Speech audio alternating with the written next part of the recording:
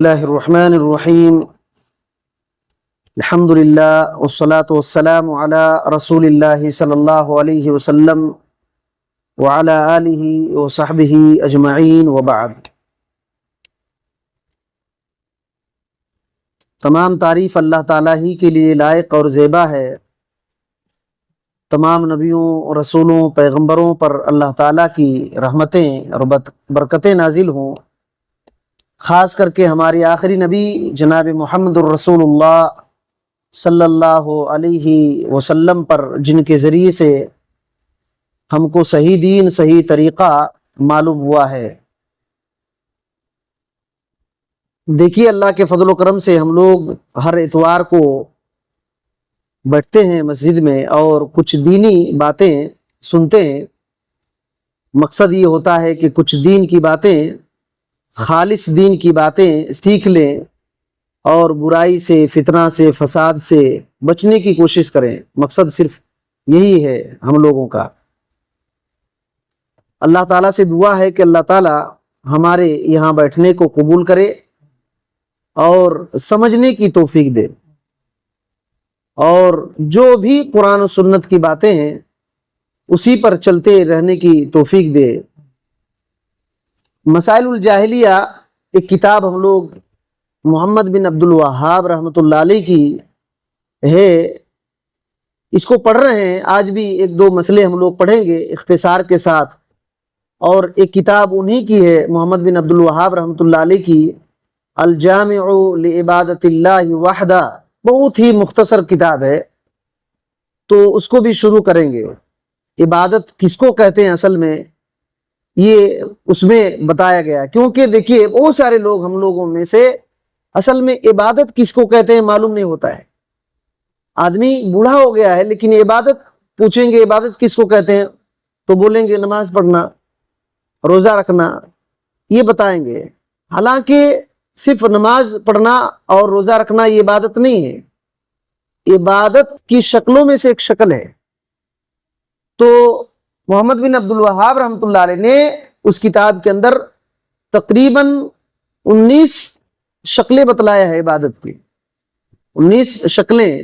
اس کو پڑھنے کے بعد پتہ چلے گا کہ واقعی طور پر عبادت کیا ہے اور بہت سارے لوگ عبادت کے نام پر کیا کرتے ہیں۔ تو انشاءاللہ آج اس کو شروع کریں گے جتنا ہو سکے۔ تو مسائل الجاہلیہ سے ہم لوگ پہلے ایک دو مسئلے سنتے ہیں۔ دیکھیے، مسائل الجاہلیہ میں ایک مسئلہ یہ ہے کہ ان اجل فضائلہم البغی وقد ذکر اللہ فیہ ما ذکر، کہتے ہیں کہ جاہلیت، جو نبی صلی اللہ علیہ وسلم کے آنے سے پہلے جو فتنے فساد وغیرہ تھے، وہ جاہلیت کا دور وہ ہے۔ تو جاہلیت میں ایک مسئلہ یہ تھا کہ ظلم کرنے کو وہ فضیلت سمجھتے تھے، کسی پر ظلم کرنے کو فضیلت سمجھتے تھے اور اس میں فخر کرتے تھے۔ جس بات کو اللہ تعالیٰ نے رد کیا اور اس کے بارے میں ذکر کیا، اس کے مقابلے میں جو بات ہے عدل کرنا، اس بات کو اللہ نے ذکر کیا ہے۔ تو زمانے جاہلیت میں ظلم کرنے کو فضیلت سمجھتے تھے، بلکہ آپ تاریخ وغیرہ کی کتاب پڑھیں گے تو یہ بات معلوم ہوگی کہ ظلم، اپنے طاقت کا غلط استعمال کو وہ لوگ بڑا فخر سمجھتے تھے اور اس کو بیان بھی کرتے تھے، اس کو بیان بھی کرتے تھے شعر کے اندر۔ یہاں تک کہ اتنا خطرناک تھا کہ دشمن کو مار کر کے ان کی کھوپڑیوں پر شراب پیتے تھے، کھوپڑیوں پر شراب پیتے تھے اور اس چیز کو بڑے فخر سے بیان کرتے تھے۔ ایسے مسئلہ تھا۔ تو یہ جو ظلم کر کے فخر بیان کرنا یا تو فضیلت سمجھنا آج بھی ہے، آج بھی ہے۔ بہت سارے لوگ ظلم کرتے ہیں نا کسی پر اور سمجھتے ہیں کہ میں بہت بڑا کام کیا ہوں، اسے ہوتا ہے۔ تو یہ سب کے اندر نہیں رہتا، کسی آدمی کے یا تو کسی گھر میں ہے یا تو کسی خاندان میں ہے، کسی گاؤں میں ہے، ایسا ہے۔ تو یہ جاہلیت ہے، اس کو چھوڑ دینا چاہیے، یہ جاہلیت ہے۔ تو شیخ صالح الفوزان حفظہ اللہ اس کی شرح میں فرماتے ہیں البغی ہوا التعدی علی الناس فی دمائہم و اموالہم و اعراضہم، کہتے ہیں کہ تعدی، ظلم یہ ہے کہ آدمی کے خون، ان کے مال اور ان کی عزتوں میں ظلم کرنا، ان کے خون کے بارے میں ظلم کرنا، ان کے مال کے بارے میں ظلم کرنا، ان کی عزت کے بارے میں ظلم کرنا۔ وَأَهْلُ الْجَاهِلِيَّةِ يَعْتَبِرُونَ ذَلِكَ مِن مَفَاخِرِهِمْ، اور اہل جاہلیت اس کو فخر سمجھتے تھے، جاہلیت کے لوگ اس کو فخر اعتبار کرتے تھے کہ یہ فخر کی چیز ہے۔ وَيَتَمَدَّحُونَ بِهِ فِي أَشْعَارِهِمْ وَمَقَالَاتِهِمْ، کہتے ہیں اور اس کی تعریف بیان کرتے تھے، ظلم کر کے تعریف بیان کرتے تھے اپنے شعروں میں اور اپنی باتوں میں، اس کو بیان کرتے تھے کہ فلاں کو میں نے قتل کر دیا، ویسے کر دیا، ایسے کر دیا، یہ چیز ان کے اندر تھی۔ تو شیخ فرماتے ہیں فجاء الاسلام بتحریمہ والنہی عنہ، تو اسلام آیا تو اس کو حرام کر دیا اور اس سے روک دیا۔ وَأَمَرَ بِالْعَدْلِ بَيْنَ النَّاسِ، اور حکم دیا لوگوں کے درمیان کہ عدل کیا جائے، اور اس بات کو شریعت بنا دیا کہ جو آدمی ظلم کر رہا ہے اس سے قصاص لیا جائے، اس سے قصاص لیا جائے، بلکہ جس پر ظلم ہو رہا ہے اس کی بھی مدد کی جائے۔ یہ شریعت آ کر کے، اسلام نے آ کر کے یہ حق دلایا، تو اس سے پہلے یہ چیز نہیں تھی۔ اللہ تعالیٰ نے قرآن مجید میں سورہ اعراف ہے جو 9 نمبر کی سورہ ہے، اس کی آیت نمبر 30 پر 3 ایک بار پڑھیے۔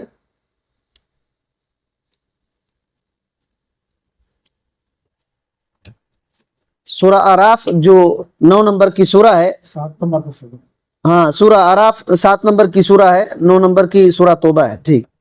سورہ اعراف 7 نمبر کی سورہ، اس کی آیت نمبر 30 پر 3 میں پڑھیے۔ بسم اللہ الرحمن الرحیم۔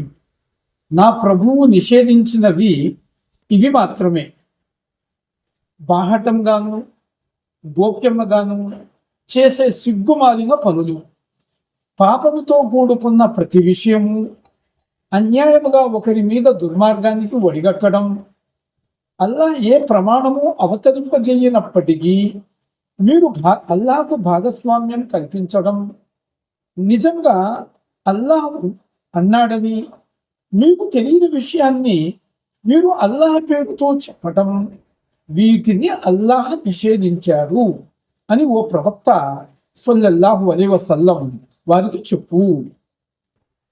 قاسم میں آ رہی ہے اللہ تعالیٰ نے قرآن مجید میں کیا کہا؟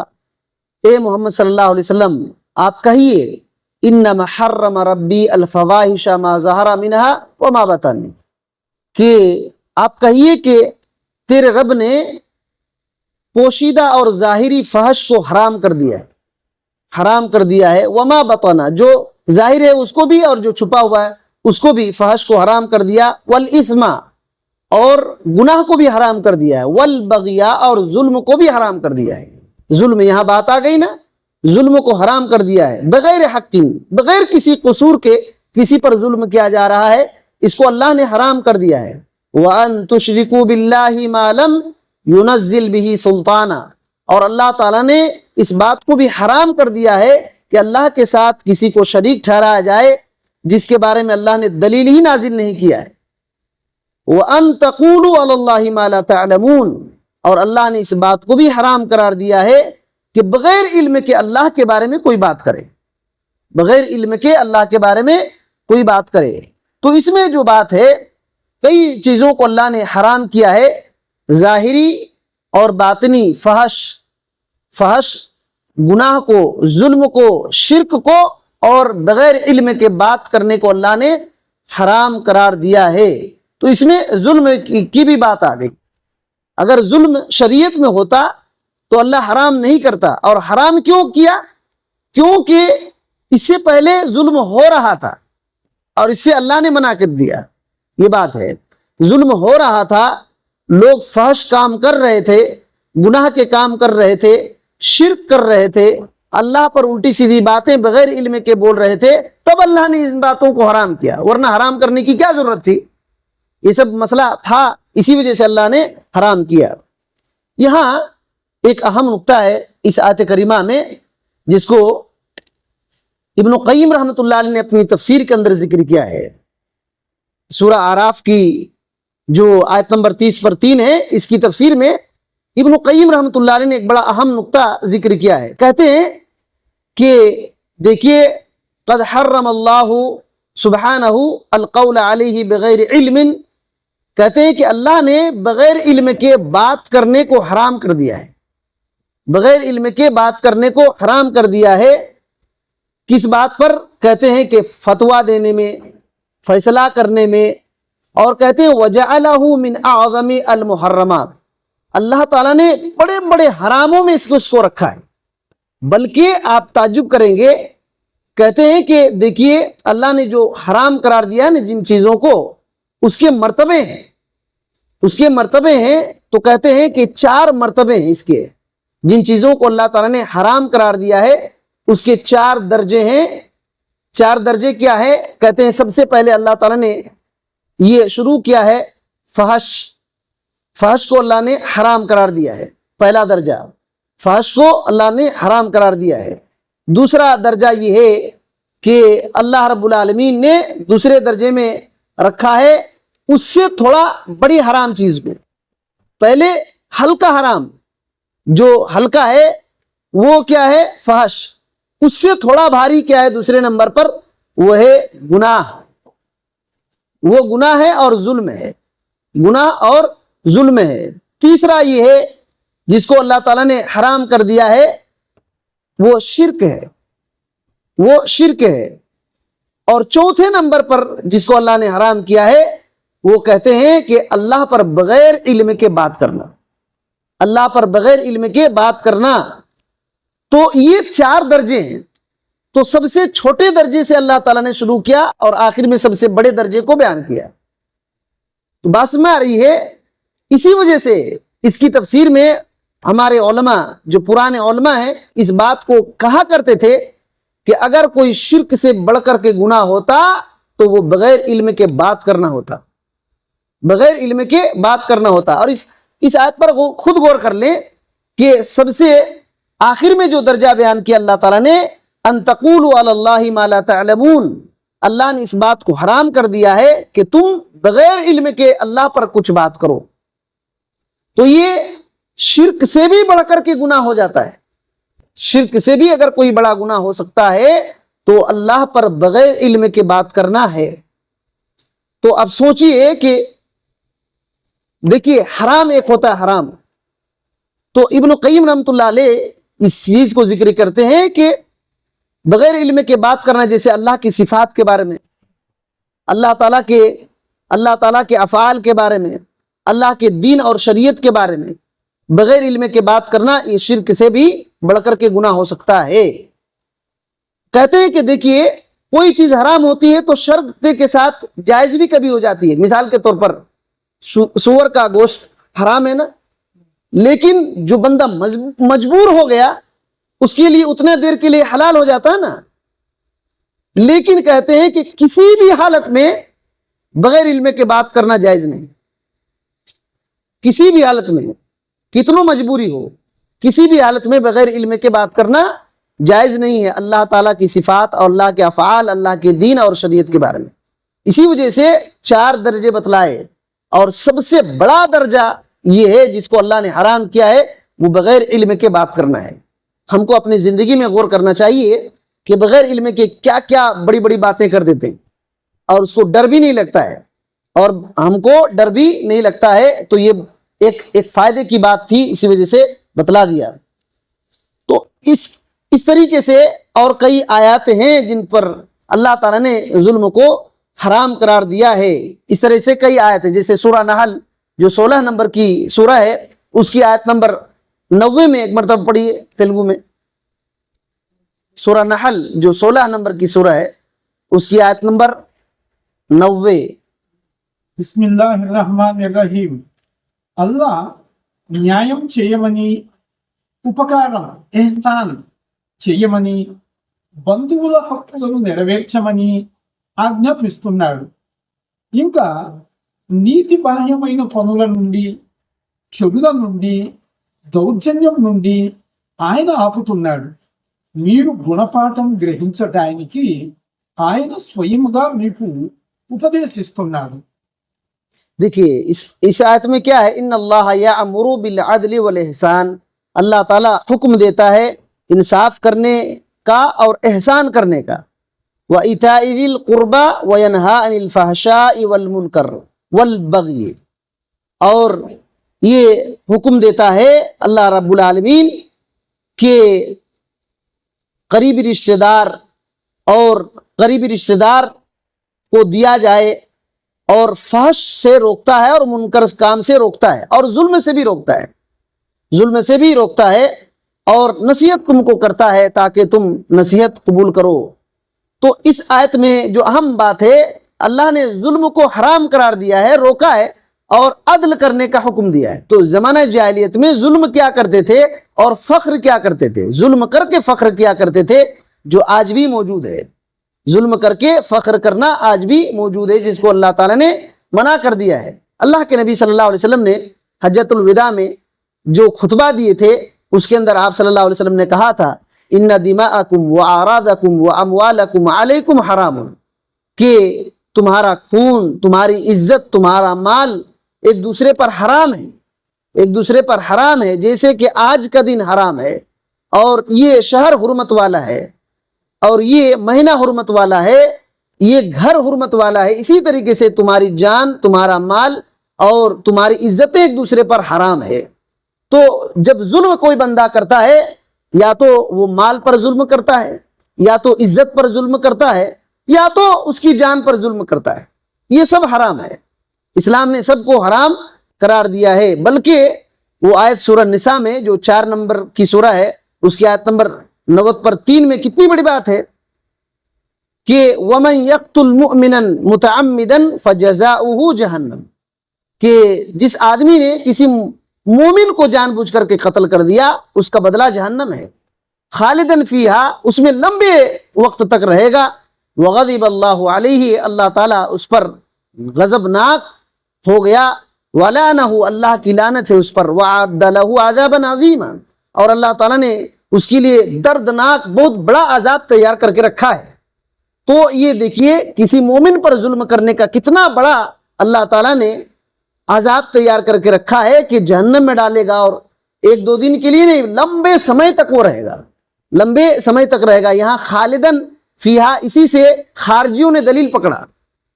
यहाँ एक बात अहम नुक्ता मैं बता दूं कि खारजियों ने इसी को दलील पकड़ा कि कबीरा गुनाह करने से बंदा हमेशा के लिए जहन्नम में चला जाएगा, क्योंकि इस आयत में यह है खालिदन फीहा, हमेशा जहन्नम में जाएगा। लेकिन आप तफसीर देखेंगे हमारे असलाफ की, तो आप देखेंगे खालिदन का मतलब है कि तवीलन, लंबे वक्त तक वो रहेगा, लंबे वक्त तक रहेगा। सहाबा इकराम की ही तफसीर थी। लेकिन खारजियों ने कबीरा गुनाह की वजह से वो लोग हमेशा के लिए जहन्नम ये करते हैं, मानते हैं कि हमेशा के लिए जहन्नमी हो जाता है, बंदा काफिर हो जाता है कबीरा गुनाह करने से। और कत्ल कबीरा गुनाह है, कत्ल कबीरा गुनाह है। ये अकीदा गलत है, ये अकीदा गलत है। अहलुल हदीस का ये अकीदा कभी भी नहीं रहा है, हमारे असलाफ का कभी भी ये अकीदा नहीं रहा है। तो बहरहाल ये एक जाहिलियत की बात है कि जुल्म करना और फिर उस पर फख्र करना, उस पर फजीलत बयान करना, ये अहले जाहिलियत का काम था। और एक चीज हम लोग सुनते हैं जाहिलियत की चीजों में से एक बात ये थी कि किसी के जुर्म की सजा किसी दूसरे को देते थे। जुर्म किसी ने किया है, गुनाह किसी ने किया है, खता किसी ने किया है, उसकी सजा दूसरे को देते थे। तो कहते हैं अखजुल बरी बिजरीमत गैरी। शेख मोहम्मद बिन अब्दुल वहाब रहमतुल्लाह अलैह कहते हैं अन्ना मिन दीनिहिम, अहले जाहिलियत के दीन में से ये बात थी कि अखजर रजुली बिजरीमत गैरी, दूसरे के जुर्म पर आदमी को पकड़ लेते थे, दूसरे आदमी को पकड़ लेते थे। तो अल्लाह रब्बुल आलमीन ने कुरान मजीद की आयत उतार दिया, सूरह फातिर जो 30 पर 5 नंबर की सूरह है, उसकी आयत नंबर 18 में अल्लाह ताला ने कहा वला तज़िरु वाज़िरतुम विज़रा उखरा। पूरी आयत में कई बातें हैं, एक मरतबा पढ़िए। सूरह फातिर 35 नंबर की सूरह की आयत नंबर 18। బిస్మిల్లాహిర్రహ్మానిర్రహీం. బరువును మోసేవాడెవడు మరొకరి బరువును మోయడు. బరువు మోసేవాడు ఒకవేళ తన బరువును మోపే నిమిత్తం వేరొకరిని పిలిచిన అతడు సమీప బంధువు అయినా సరే కొద్దిగా కూడా ఎత్తుకోడు. ఓ ప్రవక్త సల్లల్లాహు అలైహి వసల్లం చూడకపోయినా తమ ప్రభువును భయపడేవారిని, నమాజును నెలకొల్పేవారిని మాత్రమే నువ్వు సావధానపరచగలవు. ఎవడు పరిశుద్ధుడైనా తన స్వయం కోసమే పరిశుద్ధుడవుతాడు. కడకు అందరూ అల్లాహ్ వైపునకే మరలిపోవలసి ఉంది.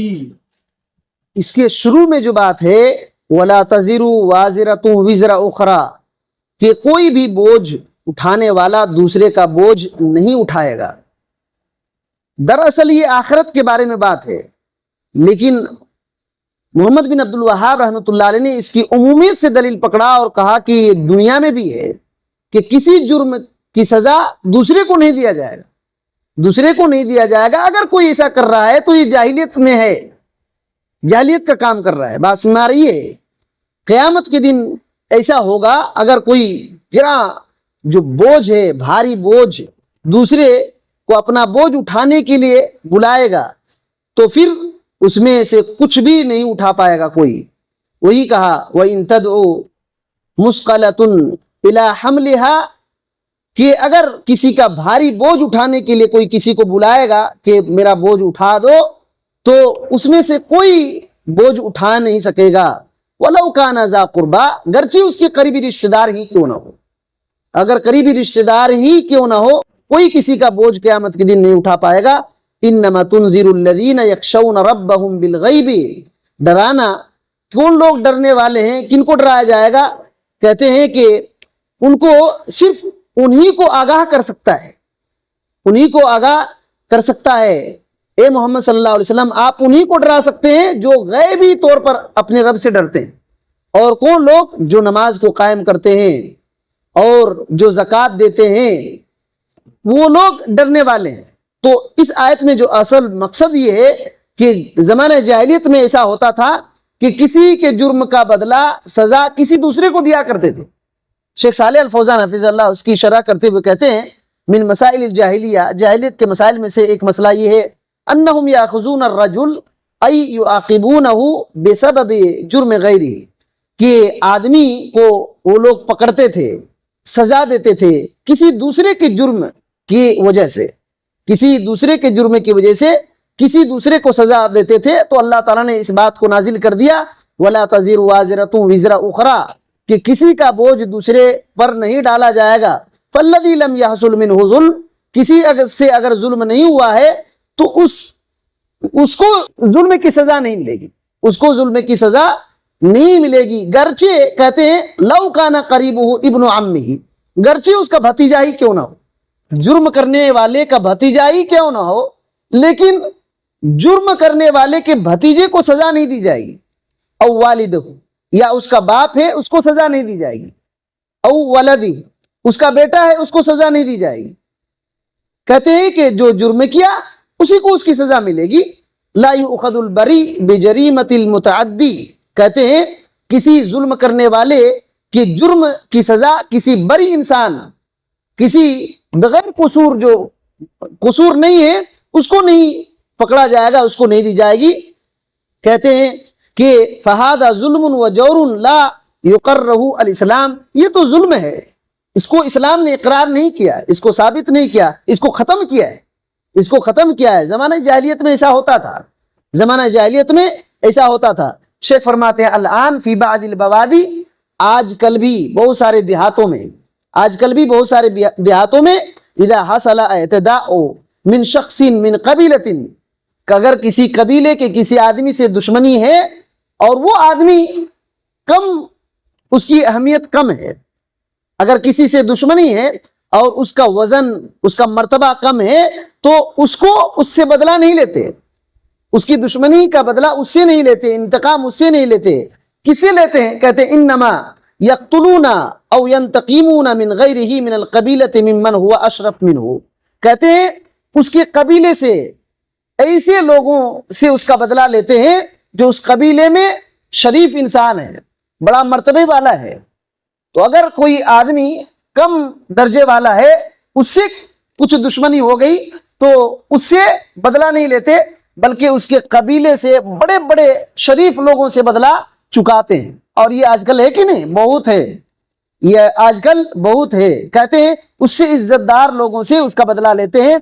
वला याखुजून अल मुतअद्दी, और जिसने जुल्म किया है उसको उस पकड़ते नहीं है। इन्नमा याखुदून शेख अल कबीला, कहते हैं कि कबीले के जो शेख होते हैं, मर्दराज या तो असर और रसूख रखने वाले, उनको पकड़ते हैं। और कहते हैं जिनकी कीमत है मोहल्ले में, कबीले में एक मकाम है, मल्लहु कीमतुन औ मकामुन फिल कबीला, कबीले में जिनका एक मकाम है, मर्तबा है, उनकी कीमत हैसियत है, उनको पकड़ते हैं। कहते हैं हादा मिन फ़िअलिल जाहिलिया, ये जाहिलियत के कामों में से है, ये जाहिलियत के कामों में से है। तो आजकल ये बहुत ज्यादा है। किसी से अगर दुश्मनी हो गई तो धमकी देते हैं कि नहीं देते हैं, कि तुम्हारे खानदान को नहीं छोड़ूंगा, तुम्हारे खानदान को नहीं छोड़ूंगा, और तुम्हारे बीवी बच्चों तक को नहीं छोड़ूंगा। और अगर किसी मस्जिद में किसी से दुश्मनी है, अगर किसी मस्जिद में किसी से दुश्मनी है जिससे कोई उसका ताल्लुक भी नहीं, कुछ भी नहीं, एक आदमी से दुश्मनी है, तो पूरे मस्जिद वालों से दुश्मनी करेगा कि वो मस्जिद ही नहीं जाना भाई, वो डेंजर है, मस्जिद ने उसको क्या गले में पकड़ा है। अगर वो जाती मामलात है, दीन के अंदर वो मामलात नहीं है, सिर्फ जाती मसला है, किसी एक मस्जिद में किसी आदमी से दुश्मनी हो गई तो पूरे मस्जिद वाले को खराब कहेगा। और उसके जिम्मेदार से तो और खतरनाक बड़ा मसला रहता है, उसकी जिम्मेदारी उतना ही भाई, इस तरह कहते हैं ना। तो ये सब है, उनके इमाम को, उनके मुअज्जिन से दुश्मनी निकालते हैं। एक आदमी से दुश्मनी है और वो जाती मसला है, उनका अपना है, लेकिन पूरे खानदान, यहां तक कि अगर किसी गांव से दुश्मनी होती है किसी आदमी से, अच्छा उस गांव वाला है, वो गांव वाला है तो उसको बायकाट करो, ऐसी हालत होती है। तो ये सब जाहिलियत है, ये सब जाहिलियत है। अगर बेटा कुछ कर दिया तो बाप पर केस, अगर बाप कुछ कर दिया तो पूरे खानदान वालों पर केस, और रगड़ेंगे, छोड़ेंगे नहीं। ये सब जाहिलियत है, ये सब जाहिलियत है भाई, ये जाहिलियत है। तो यहां तक कि एक आदमी किसी दूसरे मुल्क का है, उससे अगर किसी दुश्मनी हो गई तो पूरा मुल्क को ही खराब कर देता है आदमी, कि वो मुल्क ही पूरा खराब है, लगता है पूरा घूम के आया है ये। तो इस तरीके से मसला रहता है, ये जाहिलियत है। जमाने जाहिलियत में ऐसे ही हुआ करता था, कबीले कबीले की लड़ाई होती थी, और एक दिन नहीं, सालों साल, और पूरा खानदान लड़ते थे। तो इस तरीके से ये बहुत जाहिलियत, बहुत खतरनाक बात है।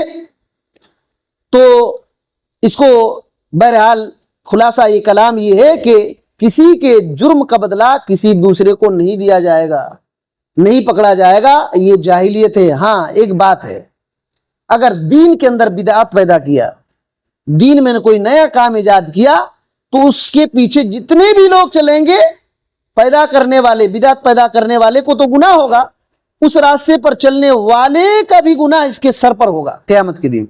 ये अलग बात है, बात समझ आ रही है।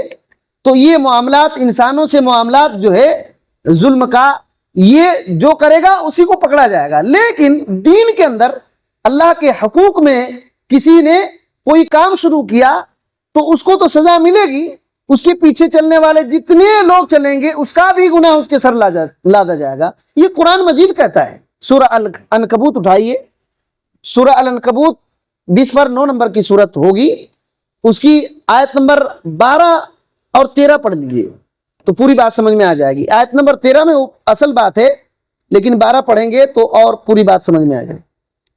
బిస్మిల్లాహిర్రహమానిర్రహీం. అవిశ్వాసులు విశ్వసించిన వారితో మీరు మా మార్గాన్ని అనుసరించండి, మీ పాపాలను మేము మోస్తాం అని వారు అన్నారు.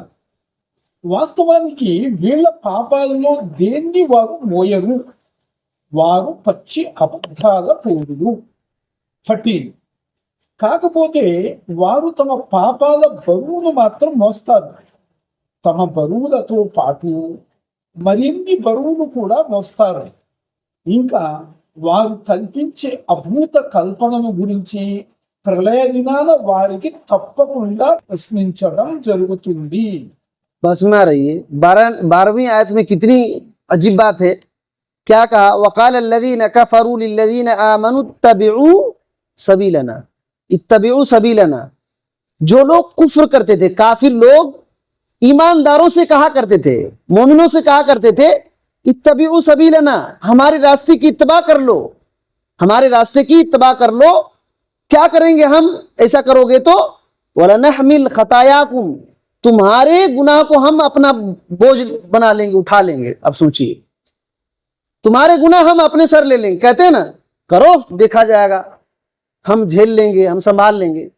ایسے کافر لوگ مسلمانوں کو کہتے تھے چھوڑو بھائی ہمارے راستے میں آؤ، اگر ڈر رہے ہو نا کہ اللہ پکڑے گا، ٹھیک ہے ہم تمہارے گناہ کو ہم اپنے سر لے لیں گے، ہم تمہارے گناہ کو اپنے سر لے لیں گے. وما هم بحاملین من خطاياهم من شيء انهم لکاذبون. اللہ نے کہا کہ ان کے گناہوں کو یہ اٹھانے والے نہیں ہیں، ان کے گناہوں میں سے کچھ بھی نہیں اٹھا پائیں گے، بلکہ یہ لوگ جھوٹ بول رہے ہیں، بلکہ یہ لوگ جھوٹ بول رہے ہیں. اور پھر کہا، اس کے بعد کہا وَلَيَحْمِلُنَّ أَثْقَالَهُمْ وَأَثْقَالًا مَعَ أَثْقَالِهِمْ، کہ ضرور بضرور یہ اپنے گناہوں کا بوجھ اٹھائیں گے اور ساتھ ساتھ ان کے بھی گناہوں کا بوجھ اٹھائیں گے، ساتھ ساتھ ان کے بھی گناہ کا بوجھ اٹھائیں گے. وَلَا يُسْأَلُنَّ يَوْمَ الْقِيَامَةِ عَمَّا كَانُوا يَفْتَرُونَ، اور یہ جو اللہ پر جھوٹ بات گڑھے تھے اس کے بارے میں ضرور یہ لوگوں سے سوال کیا جائے، ضرور سوال کیا جائے گا. تو دیکھیے جب بات اللہ کے حق کی آ جاتی ہے اور دین کی بات آ جاتی ہے، دین میں کوئی نیا راستہ اختیار کرنا پڑتا ہے، تو پھر جس نے نیا اختیار کیا راستہ اس کو تو گناہ ہوگا، اس پر جتنے لوگ چلیں گے سب کا گناہ کا بوجھ اس کے سر ہوگا. یہ بدعت اتنا ڈینجر ہے. اور ایک آیت ہے سورہ نحل میں جو 16 نمبر کی سورہ ہے، اس کی آیت نمبر 24 اور 25 دیکھیے.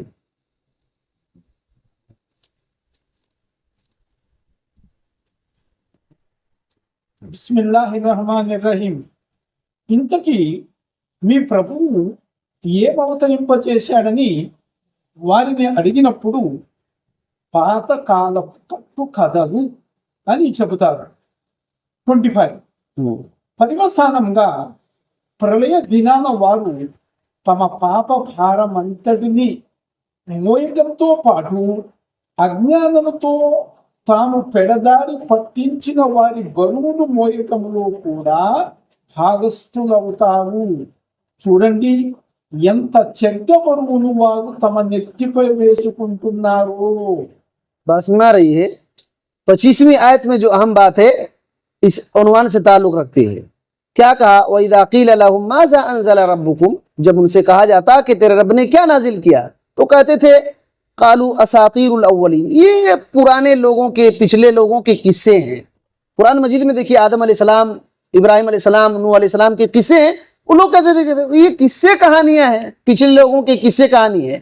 تو کہا کہ لَيَحْمِلُوا أَوْزَارَهُمْ كَامِلَةً يَوْمَ الْقِيَامَةِ وَمِنْ أَوْزَارِ الَّذِينَ يُضِلُّونَهُمْ، کہ یہ لوگ جو ہے اپنا بوجھ مکمل قیامت کے دن پورا بوجھ اٹھائیں گے، اور ان لوگوں کا بھی بوجھ اٹھائیں گے جن کو ان لوگوں نے گمراہ کیا، جن کو ان لوگوں نے گمراہ کیا. تو قرآن مجید کے بارے میں جب ایک دوسرے سے سوال کرتے تھے کیا ہے قرآن میں کیا ہے، تو دوسرے کو بہکا دیتے تھے، قصہ کہانی بھائی کیا اس کے پیچھے پڑ رہے ہو. تو وہ لوگ رک جاتے تھے نا. تو اللہ تعالیٰ نے کہا دیکھو ان لوگوں نے روکا نا صحیح چیز سے، تو اس کا بوجھ، اپنا بوجھ تو اٹھائیں گے، جن کو گمراہ کیا ان لوگوں کا بھی بوجھ اٹھائیں گے. کیسے گمراہ کیے؟ یضلونہم بغیر علم، بغیر علم کے گمراہ کر دیا، بغیر علم کے گمراہ کر دیا. الا ساء ما یزرون، کتنا برا بوجھ ہے جس کو یہ اٹھائیں گے، بہت برا بوجھ اٹھائیں گے. اور سنن ابی داؤد کے اندر ایک حدیث ہے، حدیث نمبر 4609 کے اندر، 4609 کے اندر حضرت ابو ہریرہ رضی اللہ تعالی عنہ سے روایت ہے کہ آپ صلی اللہ علیہ وسلم نے فرمایا من دعا الى ہدن کان له من الاجر مثل اجور من تبعه ولا ينقص ذلك من اجورهم شيئا ومن دعا الى ضلالة كان عليه من الاثم مثل آثام من تبعه لا ينقص ذالک من آثارہم شیئا، من آثامہم شیئا. کہتے ہیں اللہ کے نبی صلی اللہ علیہ وسلم نے فرمایا کہ جس نے کسی آدمی کو ہدایت کی طرف بلایا تو بلانے والے کو جتنا اجر ملے گا اتنا ہی اجر اس کے پیچھے چلنے والے کو بھی ملے گا، اتنا ہی اجر اس کے پیچھے چلنے والے کو بھی ملے گا، اور دونوں کے اجر میں کوئی کمی نہیں ہوگا۔ لیکن جس نے کسی ضلالت اور گمراہی کی طرف کسی کو بلایا تو بلانے والے کو جتنا گناہ ملے گا، چلنے والا جو گناہ کرے گا اتنا ہی گناہ اس کو بھی ملے گا، دونوں کا گناہ ملے گا اس کو، ایک تو بلانے کا گناہ اور جو اس کے پیچھے چلے ہیں ان لوگوں کا بھی گناہ اس کے اوپر آئے گا۔ یہ اللہ کے نبی صلی اللہ علیہ وسلم نے فرمایا، قرآن مجید کی آیت بھی ہے اور حدیث بھی ہے۔ اسی وجہ سے جب دین میں بدعات کی بات آتی ہے تو دوسرے کا جرم کی سزا اپنے اوپر لادنا پڑے گا قیامت کے دن، لیکن ایسے عبادات کے علاوہ جو انسان کا معاملہ ہے، خون کا معاملہ، عزت کا معاملہ، مال کا معاملہ، اس میں اگر کسی پر ظلم کیا ہے تو پھر اس کو نہیں پکڑا جائے گا، دوسرے کی غلطی کی سزا تیسرے کو آدمی کو نہیں دیا جائے گا۔ یہ ایک جاہلیت کا مسئلہ ہے۔ اور ایک تھوڑا سا مسئلہ اور ایک پڑھ لیتے ہیں، اس کے بعد ہم لوگ تعصب کا مسئلہ کہتے ہیں کہ ان تعصب الانسان لطائفته على الحق والباطل امر لا بد منه عندهم فذكر الله فيه ما ذكر۔ کہتے ہیں کہ انسان اپنی جماعت سے، اپنی گروہ سے تعصب کرتا ہے، یعنی سائیڈ لیتا ہے، چاہے باطل ہو یا حق ہو، حق اور باطل دونوں میں سائیڈ لے لینا، یہ تعصب جاہلیت میں تھا، یہ جاہلیت کا مسئلہ ہے۔ اپنی جماعت کے بارے میں یہ جانتے ہیں، کبھی کبھی انسان خاندان سے تعصب ہوتا ہے، کبھی انسان کے ملک سے تعصب ہوتا ہے، کبھی اپنے گاؤں سے تعصب ہوتا ہے کہ اب اس کا گاؤں میں جتنے بھی برائی ہو، میرا گاؤں اچھا بھائی تمہارا گاؤں خراب، اس کو کہتے ہیں طرفداری کرنا، سائیڈ لینا۔ میرا ملک اچھا ہے، چاہے وہاں شرک کا اڈا ہی کیوں نہ ہو، شرک کا اڈا ہی کیوں نہ ہو، اور میرا گھر بہت اچھا ہے، چاہے اس میں خرافات ہی کیوں نہ ہو۔ تو اس طریقے سے اپنی جماعت کے بارے میں بھی ہر جماعتوں نے اپنا طرفداری کیا، اپنا طرفداری کیا، لیکن کتاب اور سنت میں کوئی غلطی ہی نہیں ہے، کتاب اور سنت میں کوئی غلطی نہیں ہے، اسی لیے اس کی طرفداری ضروری ہے، اس کی طرفداری ضروری ہے، اس کو تعصب نہیں کہا جائے گا۔ کتاب اور سنت میں جو باتیں ہیں اسی کی طرفداری کرنا یہ تعصب نہیں ہے۔ لوگوں نے جو بنا لیا اپنا دین، دھرم، مسلک، مذہب، یہ وہ بنا لیا اپنا طریقہ، اس میں اگر کوئی اپنا تعصب کر رہا ہے تو کہا جائے گا کہ دیکھو، اگر غلطی پر تعصب کر رہا ہے تو کہا جائے گا یہ جاہلیت کا مسئلہ ہے، یہ جاہلیت کا مسئلہ ہے۔ تو کہتے ہیں شیخ صالح الفوزان حفظہ اللہ کہ التعصب المذموم، کہ برا تعصب یہ ہے کہ باطل پر آدمی جمع رہے، باطل پر جمع رہے، حالانکہ اس کو علم ہے کہ یہ باطل ہے، حالانکہ اس کو علم ہے کہ یہ باطل ہے، پھر بھی اسی پر جمع رہتا ہے۔ کیوں؟ اس کی وجہ کیا ہے؟ تکبراً و عناداً، تکبر کرنے کی وجہ سے، و عناداً دشمنی کی وجہ سے، اور تیسری بات نصرت لشخص، کسی آدمی کی مدد کرنے کے لیے، آدمی کی مدد کرنے کے لیے، او لقبیلۃ علی الحق علی حق او باطل، یا تو اپنے قبیلے خاندان کی مدد کرنے کے لیے وہ کھڑا رہتا ہے، چاہے وہ حق پر ہو یا باطل طریقے پر۔ یاد رکھیے حق کا ساتھ دیا جائے گا، بولے تو اگر کوئی آدمی صحیح چل رہا ہے تو اس کو ساتھ دیں گے، غلطی پر ساتھ کبھی نہیں دیا جائے گا، چاہے باپ ہو یا بیٹا ہو، یا گاؤں کا آدمی ہو یا گھر کا آدمی ہو، چاہے، اور اگر صحیح راستے پر چل رہا ہے تو ہمارے گاؤں کا ہے یا نہیں ہے اسی کو ساتھ دینا پڑے گا۔ بہت سارے لوگ دیکھیے، اگر بیٹا غلطی کیا تو بیٹا کو بچانے کے لیے پوری دنیا ملا دیتے ہیں، اور تعصب بیٹے کے بارے میں کھڑے ہو جاتے ہیں، چاہے بیٹا کتنوں غلطی کرے، یا تو اگر کوئی باپ ہے، باپ غلطی کر رہا ہے تو بیٹا اپنے باپ کی غلطی پر یہ کرنے کے لیے، دوسرے سے لڑائی کرنے کے لیے پورا ساتھ خون معاف، اس طریقے سے معاملہ ہوتا ہے۔ یہ تعصب ہے، یہ تعصب ہے، اور یہ جاہلیت کا مسئلہ ہے، یہ جاہلیت کا مسئلہ ہے۔ تو یا تو کبھی کبھی تکبر سے تعصب آتا ہے، یا تو دشمنی سے تعصب آتا ہے، یا تو کسی کی مدد کرنے کی وجہ سے आता है या तो किसी के कबीले से आता है, ये सब जाहिलियत के मसले हैं, ये सब जाहिलियत के मसले हैं। अल्लाह ताला ने सूरा माइदा में ये कहा है, ये 5वें नंबर की सूरा है, उसकी 8वीं आयत, उसमें कहा है कि किसी कौम की दुश्मनी में इतना आगे मत बढ़ जाओ कि तुम इंसाफ ही ना कर सको। पढ़िए सूरा माइदा की आयत नंबर 8। బిస్మిల్లాహిర్రహమానిర్రహీం. ఓ విశ్వాసులారా, మీరు అల్లాహ్ కొరకు సత్యంపై నిలకడగా ఉండండి, న్యాయానికి సాక్షులుగా ఉండండి. ఏదైనా ఒక వర్గంతో ఉన్న విరోధం మిమ్మల్ని న్యాయ విరుద్ధతకు పాల్పడనీయకూడదు. న్యాయం చేయండి. ఇది దైవ భీతికి అత్యంత చేరువైనది. అల్లాహకు భయపడుతూ ఉండండి. మీరు చేసే పనులన్నీ అల్లాహకు తెలుస్తూనే ఉంటాయి.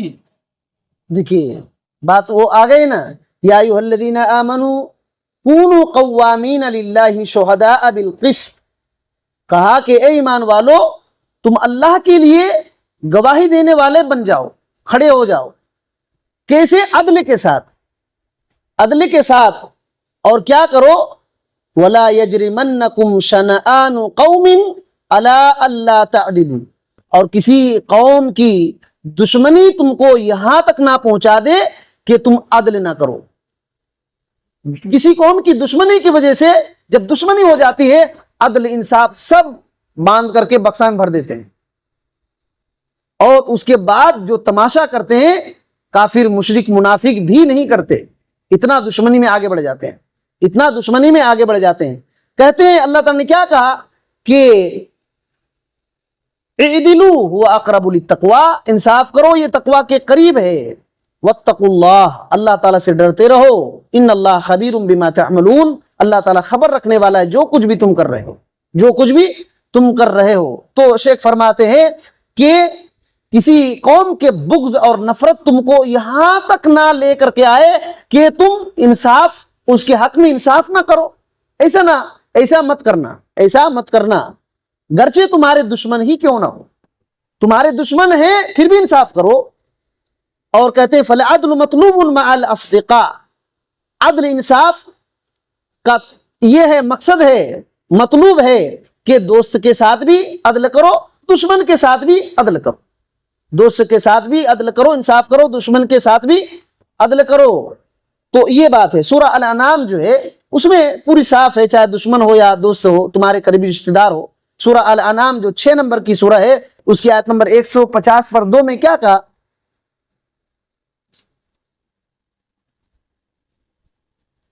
బిస్మిల్లాహిర్రహమానిర్రహీం. తండ్రి లేని బిడ్డ యుక్త వయస్సుకు చేరుకునే వరకు ఉత్తమ రీతి తప్ప అతని ఆస్తి దరిదాపుల్లో కూడా వెళ్ళకండి. పొలతలు తూనికల్లో పూర్తిగా న్యాయం వ్యవహరించండి. మేము ఏ ప్రాణిపైన కూడా శక్తికి మించిన భారం మోపం. పలికితే న్యాయమే పలకండి, న్యాయసమ్మతముగా మాట్లాడండి. వ్యవహారం మీ బంధువులకు సంబంధించిన ఏదైనా సరే అల్లాహ్తో చేసిన భాషను నెరవేర్చండి. మీరు సదా జ్ఞాపకం ఉంచుకునేందుకు గాను అల్లాహ్ మీకిలా కితాబు చేస్తున్నాడు, ताकीद చేస్తున్నాడు. तो ये बात है। इसके बारे में और कई आयतें हैं, उधर जाएंगे तो फिर वक्त खत्म हो जाएगा।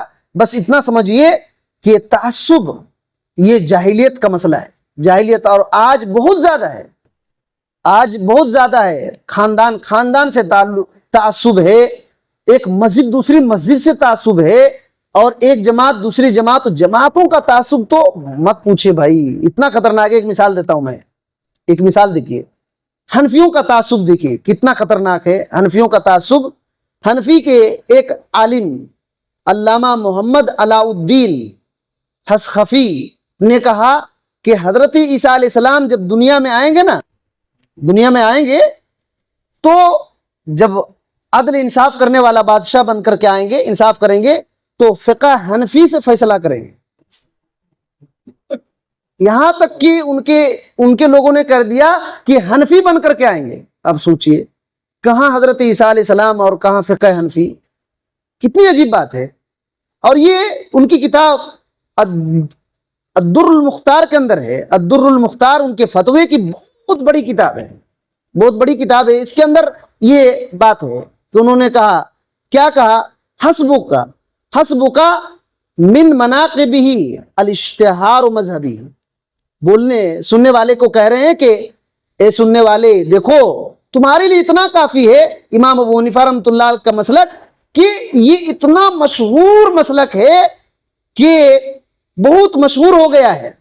جو بھی وہ کہتے ہیں امام ابو حنیفہ رحمۃ اللہ علیہ, بڑے بڑے ائمہ ان باتوں کو قبول کر لیتے ہیں اور کہتے ہیں قد جعل اللہ الحکم لاصحابہ واتباعہ ومن زمنہ الی ہذہ الایام الی یحکم بمذہبہ عیسیٰ علیہ السلام.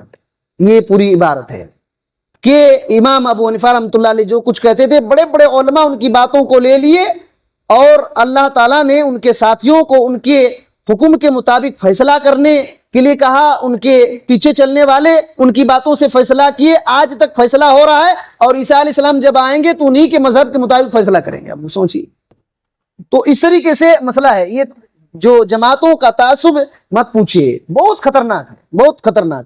اور دیکھیے شیعوں نے کتنا تعصب دکھایا. شیعہ کی کتاب جو ہے علل الشرائع, ان کی کتاب ہے علل الشرائع, اس کے اندر ان کے شیخ, ان کے علماء کا عقیدہ بیان ہے کہ شیعوں کے شیخ کا عقیدہ, شیخوں کا عقیدہ یہ ہے کہ شیعوں کو اللہ نے ایک خاص مٹی سے بنایا. دیکھیے شیعوں کا یہ عقیدہ ہے کہ شیعوں کو اللہ نے ایک خاص مٹی سے پیدا کیا ہے اور سنیوں کو دوسری مٹی سے بنایا, اور ان کو ایک دوسرے سے ایک طریقے پر ملا دیا اللہ تعالیٰ نے. چنانچہ جب بھی کوئی شیعہ کسی جرم یا کسی گناہ میں پڑتا ہے تو کیوں پڑتا ہے جانتے ہیں؟ اللہ اکبر. دیکھیے کتنا خطرناک تعصب ہے. دیکھیے اس بات کو سمجھیے, ان لوگوں کا عقیدہ ہے کہ اللہ نے شیعہ کو ایک مٹی سے پیدا کیا, سنیوں کو ایک مٹی سے پیدا کیا, دونوں کو اس طرح ملا دیا کہ اگر کوئی شیعہ غلطی کر رہا ہے, کوئی گناہ کر دیا, تو اس کا یہ مطلب ہے کہ سنی کی مٹی کا اثر ہے اس کے اندر, سنی کی مٹی کا اثر ہے اور اسی کا نتیجہ ہے, اسی کا نتیجہ ہے. اور کہتے ہیں اسی طریقے سے سنی اگر کوئی نماز پڑھے, روزہ رکھے, صدقہ کرے, خیرات کرے اور کچھ دوسرے نیکی کا کام کرے, اس کا یہ مطلب ہے کہ شیعہ مٹی کا اثر اس کے اندر ہے, وہ اپنے سے نہیں کر رہا ہے. سنی آدمی اپنے سے وہ نیکی کا کام نہیں کر رہا ہے, بلکہ شیعہ مٹی کا اثر ہے. تو جو ہم لوگ نماز روزہ پڑھتے ہیں نا, تو وہ لوگ سمجھتے ہیں کہ دیکھو ہمارا ہی اثر ہے. اب سوچئے کتنا دیوانگی کی بات ہے. بلکہ اور کیا کہے, بلکہ دیکھیے کہتے ہیں کہ وہ شیعی مٹی کے اثر کی وجہ سے ہوتا ہے, اسی وجہ سے قیامت کے دن, دیکھیے قیامت کے دن کے تک بول دیے, قیامت کے دن شیعوں کے گناہ کو سنیوں کے سروں کے اوپر ڈال دیا جائے. دیکھیے شیعوں کے گناہ جو بھی کیے نا, گناہ شیعوں نے گناہ کیوں کیا ہے, سنی کی مٹی کا اثر ہے. اسی وجہ سے قیامت کے دن شیعوں کے گناہ اٹھا کر کے سنیوں کے اوپر ڈال دیا جائے گا, اور سنیوں نے جو نیکی کیا ہے اس کو چھین کر کے شیعہ کے اوپر لاد دیا جائے گا, تو وہ جنت میں خوشی خوشی پہنچ جائیں گے. اب سوچئے یہی ہے نا کہ خوشی خوشی کودتے ہوئے جنت میں چلے جائیں گے. یہ دیکھیے اتنا خطرناک ان کے اس میں تعصب کیا. بلکہ سنیوں کے بارے میں ان کا عقیدہ جو ہے, بہار الانوار ان کی کتاب ہے, اور انوار النعمانیہ ان کی کتاب ہے, اور روضۃ من الکافی کتاب ہے, علل الشرائع ان کی کتاب ہے.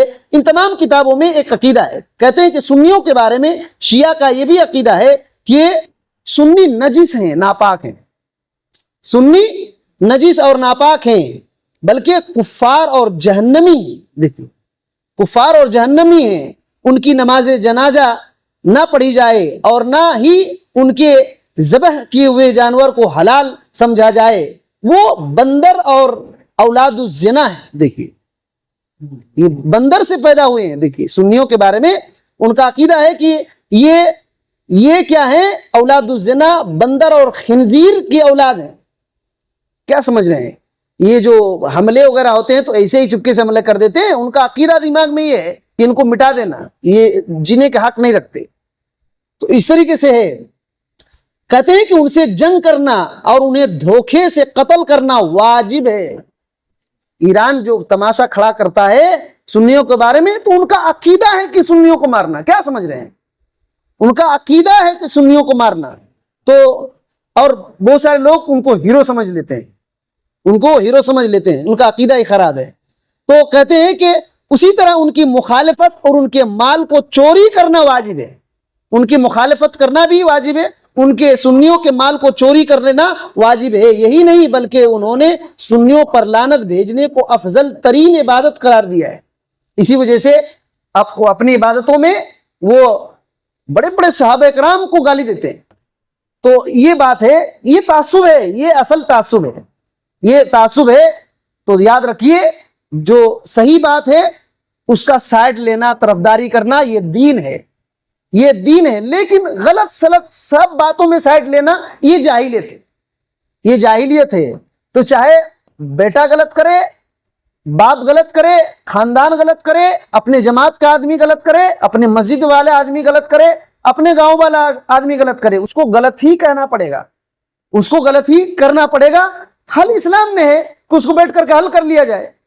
حل اسلام نے حل سکھایا ہے, اسلامی طریقے سے حل کیا جائے. ایسا نہیں کہ غلط کیا پھر بھی کھڑے رہیں گے. اس کی عزت نہیں جانی چاہیے, اس کی عزت نہیں جانی چاہیے, چاہے کچھ بھی ہو جائے.